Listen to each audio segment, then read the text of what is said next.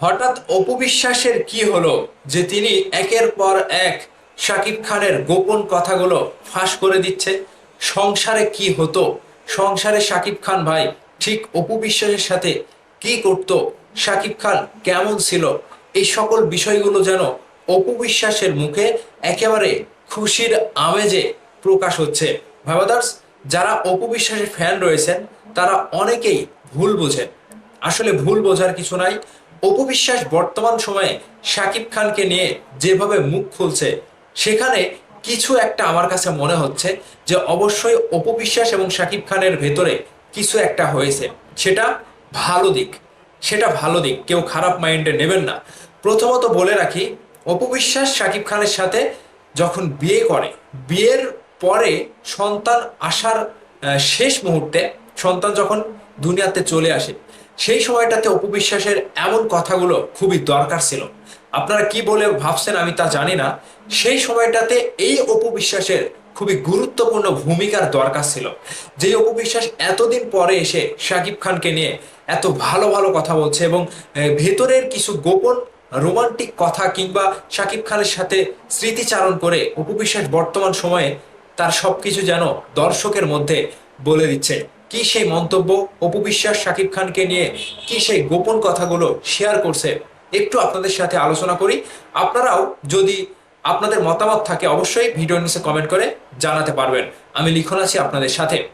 প্রথমত বলে রাখি, অপু বিশ্বাস তার জীবনে এমন কিছু পেয়েছে শাকিব খানের কাছ থেকে যেটা ধরে তিনি সারা জীবন বাঁচতে পারবেন। সেটা আপনারা সকলেই জানেন, তার সন্তান। হ্যাঁ, স্বামীর কাছ থেকে সন্তান সব থেকে বড় উপহার একজন মায়ের জন্য। ঠিক সেই মা অপু বিশ্বাস আজকের দিনে দাঁড়িয়ে তার জন্মদিনের যে একটা আয়োজন ছিল, সেই আয়োজনে অপু বিশ্বাস কিন্তু পেছনে ফিরে গিয়েছে। ফিরে গিয়েছে তার সংসার জীবনে, ফিরে গিয়েছে শাকিব খানের সাথে স্মৃতির একটা অন্যরকম স্মৃতিচারণে।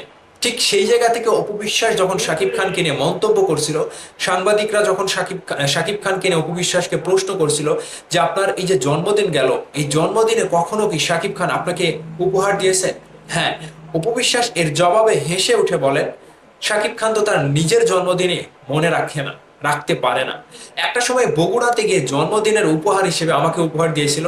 একটা বড় শপিং মল থেকে অপু বিশ্বাসের জন্য কিছু কেনাকাটা করে অপু বিশ্বাসকে জন্মদিনে উপহার দিয়েছিল। ঠিক সেই জায়গা থেকে আরো একটা গোপন কথা তিনি ফাঁস করে দিয়েছেন যে শাকিব খান খুবই হাসাতে পছন্দ করেন। তিনি চুপচাপ থাকে, তিনি বেশি কথা বলে না।